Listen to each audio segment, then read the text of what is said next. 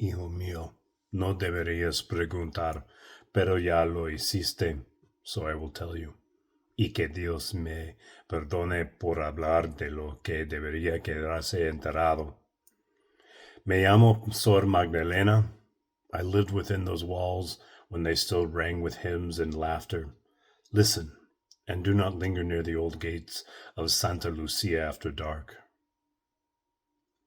Santa Lucia was meant to be a refuge, a sanctuary for Puebla's forgotten children. But the building itself had other intentions. Its walls rose heavy and gray, carved from volcanic stone that drank the cold and never gave it back. Moss crept between the cracks like veins. The iron gates groaned when open, and as if protesting every visitor. Inside, the air was thick with candle smoke and mildew. Crucifixes hung in every room, some upright, some tilted as if weary from watching. The dormitories stretched long and narrow, lined with iron beds that squealed when touched. The windows were tall but narrow, barred like confessionals. Light came in reluctantly, filtered through stained glass that cast saints in bleeding reds and bruised blues. The chapel was the heart of it all. Its altar was carved from black cedar, worn smooth by decades of kneeling. The saints in the glass above stared down with hollow eyes, their faces cracked by time and heat. Rezabamos por ellos cada noche, but prayers do not always keep death away. Ave Maria Purissima. Sister Magdalena's voice falters. Her fingers tighten around the rosary. I remember each one, not just their names, but the way they looked at me, the way they held their breath when the wind howled through the dormitory. Maria de los Angeles, delicate like a porcelain doll. Fever took her in the infirmary. Beneath a crucifix that tilted in sorrow, she sang herself to sleep with lullabies her mother used to hum.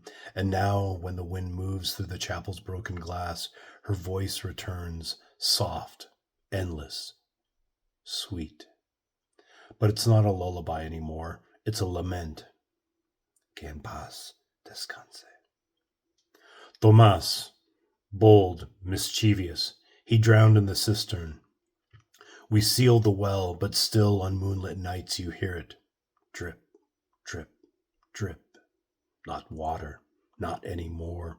It's the sound of small fingers tapping, asking to be let out.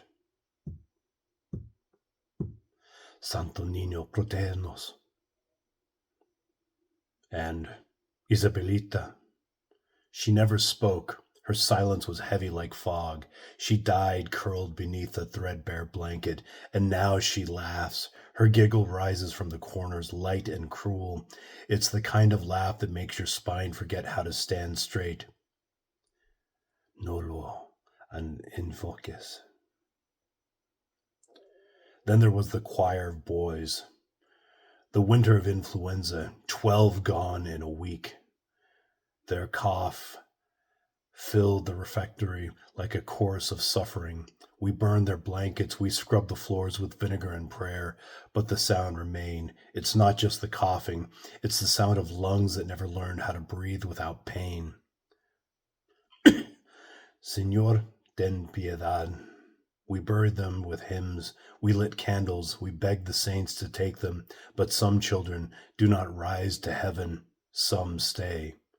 And Santa Lucia does not forget. The years after the schools closed, I return, I don't know why, guilt perhaps, or the kind of longing that only silence can answer. The gates screamed when I pushed them open. The courtyard was overgrown. The bell tower loomed, its cross crooked. Inside, the air was too still, the kind of stillness that listens. The walls were cracked, the paint peeling like old skin. Crucifixes hung sideways. The floorboards groaned, not in protest, but in recognition. I walked to the chapel. I thought I would find dust and silence. Instead, I found prayer. 100 voices whispering the Lord's Prayer in unison. Padre nuestro que estás en el cielo. Padre nuestro que estás en el cielo. Padre nuestro que estás en el cielo. I froze. The pews were empty. The altar was bare, but the prayer did not stop. The candles lit themselves. Wax slid down, though no flame burned, and in the shadows I saw them. Small hands reaching from the pews, pale, still, waiting. I turned to run, but the door had closed behind me, not slammed, closed, gently. I whispered, Ave Maria Purissima, and fled. I never returned, but I know they are still there, waiting, the children who never grew, who never left, and Santa Lucia does not forget. Do not go there, not after dark, not even to look. The children are lonely. They wait in silence, in shadow, in prayer. And when they hear footsteps, they listen, they hope. They may mistake you for one of their own, and if they take your hand, hijo, you will never leave. You will forget your name, your age, your life. You will sit in a pew beside them, whispering the Lord's Prayer in a voice that is no longer yours.